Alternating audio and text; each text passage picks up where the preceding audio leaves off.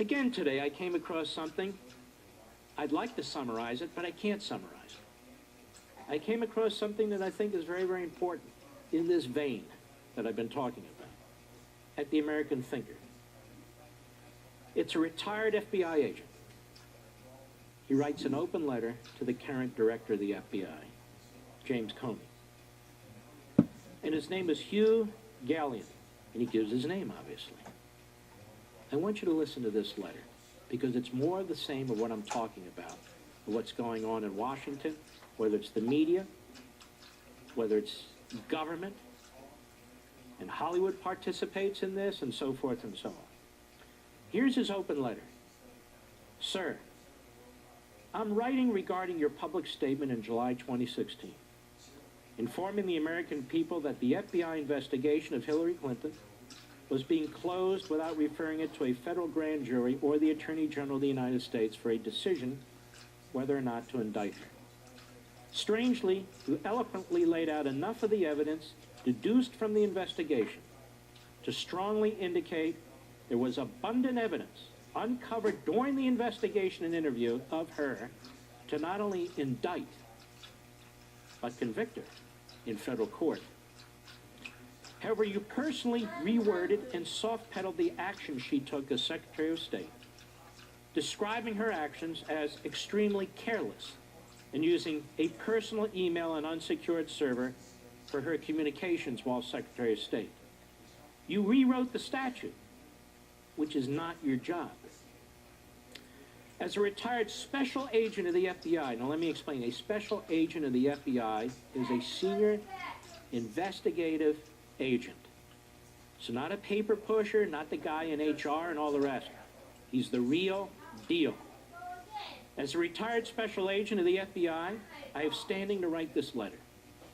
My 30 years in law enforcement, including 22 years as a special agent with the FBI, have given me the knowledge, expertise, and experience to question and confront you for your perplexing actions, which, as you well know, were outside the normal standard operating procedure of the FBI and federal judicial procedures.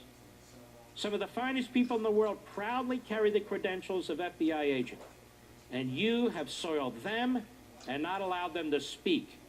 But I will not be silent, he writes. Sorry, but no, sir. Ms. Clinton was not merely careless or extremely careless. She was not even negligent or grossly negligent, as the statute requires. That's the Espionage Act. Hillary Clinton was knowingly purposeful in her decisions and actions to set up a server under her exclusive control and possession in order to control what information was available to the American public and Congress regarding her actions as Secretary of State. Now, this is interesting. I've made the same point. Specific intent is not in the statute. But even if specific intent is in the statute, she meets the standard for the reasons he said and I said the other week. She specifically put in place an unsecured private server. She specifically sought to avoid federal record-keeping law, the Freedom of Information Act, and other related federal statutes. Whether or not she knew what those statutes are or not doesn't matter. We now know she knew enough about classified information that she actually did a videotape for everybody else at the State Department telling them to follow the rules and the procedures and so forth and so on. She's not, I didn't know anything, I didn't know how to scrub, I didn't know any of this stuff, as she pretends to be. She was fully informed as Secretary of State. She's somebody who served in the Senate for 8 years. She's somebody who was in the White House with the President of the United States for 8 years. She knew full well what classified information is. And if she doesn't know it, she certainly isn't qualified to be President of the United States. He goes on. Furthermore, she took those government-owned communications. Remember, anything created on government time belongs to the government. Even if it's on your personal computer or on your text, on your own iPhone and so forth, you're paid by the government, it's considered government. Into her personal possession, she took the government-owned communications into her personal possession after leaving her position and knowingly and willingly attempted to destroy them so her nefarious actions could never be known or used as evidence of her corrupt moral character against her. Again, In addition to creating these records, receiving these records, they don't belong to her, then she destroyed them. She destroyed government property in a wholesale cover-up.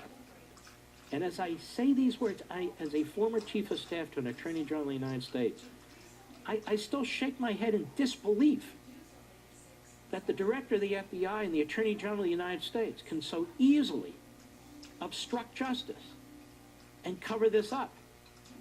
And that Hillary Clinton can so easily get away with it, which takes me back to my show yesterday where I'm saying she will need to be impeached should she likely be elected.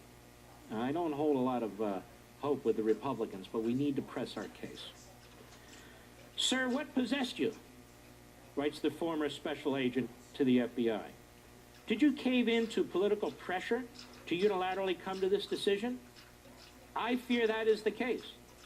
And rule of law be damned. I am embarrassed for and ashamed of you. You set a precedent that can never be rectified and certainly not justified. Shame on you, sir. You ought to resign right now in disgrace for what you've done to tarnish the reputation of the finest law enforcement agency in the world for entirely political reasons. I couldn't agree more with that. Normally, an investigation will be assigned to an agent or a team of agents, with one being the case agent or the lead investigator. When the investigation is complete, an investigative report will be presented to the United States Attorney for the federal district involved, in this case, Washington. It will be the U.S. Attorney who decides whether to decline prosecution for that investigation, not the FBI agent.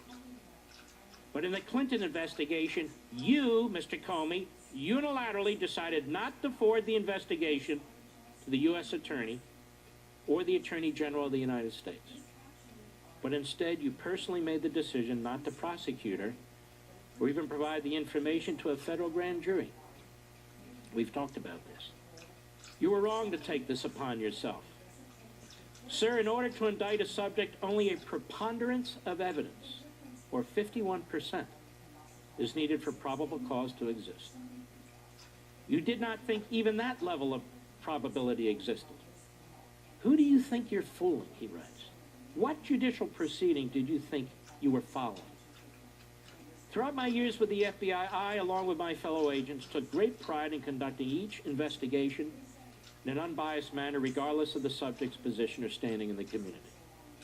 All were treated equally under the law. But you, sir, decided to allow this corrupt, evil, and nasty human being, I bet he's a viewer of Levin TV, hope so, to go free and unchallenged for her treasonous actions. Yes, he says treasonous, in my opinion, which threaten the security of this nation.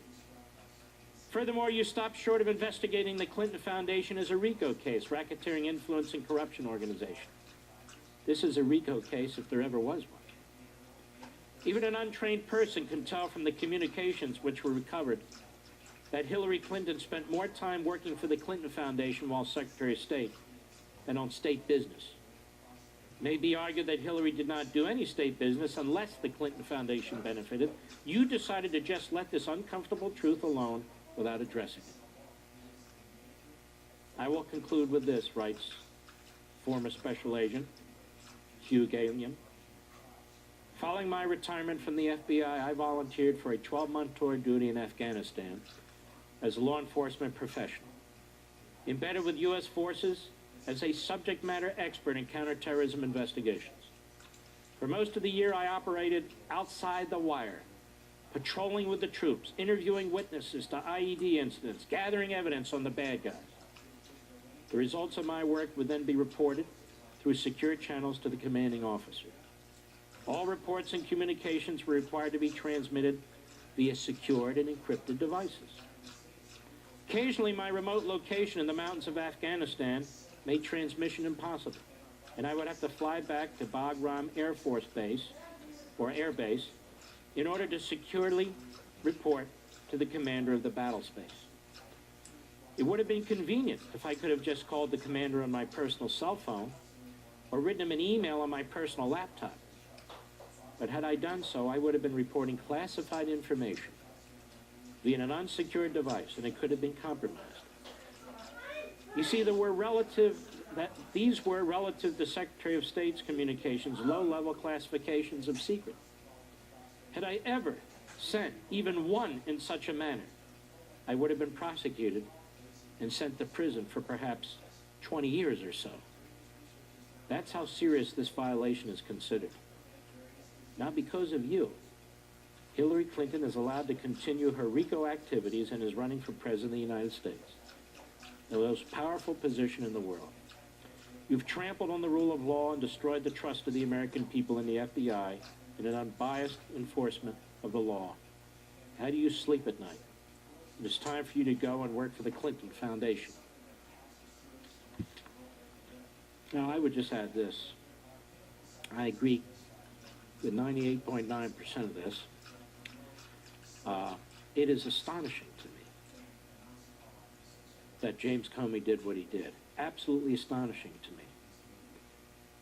But he felt the pressure.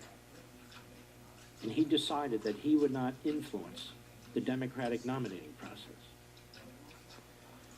The way this case should have been handled is the impanelment of a federal grand jury. A brand new federal grand jury, or as prosecutors are known to do in the past, borrow a grand jury. You take them off their existing work, given the intense nature, for speed and so forth, and you move that grand jury into your case. U.S. Attorney, and of course the Justice Department has that authority, and it's done plenty of times. Then you start by bringing witnesses in. You don't give people immunity. You bring them into the grand jury. You'll decide immunity another day, if you decide to give it at all. You subpoena all their records, hard copy, electronic, of any kind. This is routine for the FBI. It's routine in litigation. And you do that for all the people surrounding Hillary Clinton, all the private contractors. You actually do it for the other agencies, too, that were feeding potentially classified information into the State Department and her private server. So you gather as many witnesses as you possibly can, many of the people who were involved. And you put them on notice that you want their material. So if they destroy it, you can then charge them with obstruction of justice. And of course, you do the same with Hillary Clinton and other prominent figures at the State Department. The head of management, the people involved in installing or authorizing the unsecured server, and so forth. So you throw a wide net. You throw a wide net on people, and you throw a wide net on material, whether it's electronic or physical documentation and so forth. You make it also clear that you want access to all cellular devices, iPads, laptops, PCs. Again, there's a list of these things. You press a button and they all pop up. It's almost a form. Instead, what happened was, because of the intentionally lax nature of this investigation, the Clintons and their fiefdom of hacks and so forth, they destroyed cell phones with hammers because they didn't want anybody to retrieve anything on these. I mean, they didn't even have the good graces to throw them in the Potomac River. No, they destroyed them with hammers. The FBI knew it, found out about it later, didn't much give a damn. She has her private lawyers going through the emails. Her private lawyers who do not even have a classified background or approval to go through classified emails. They decided what's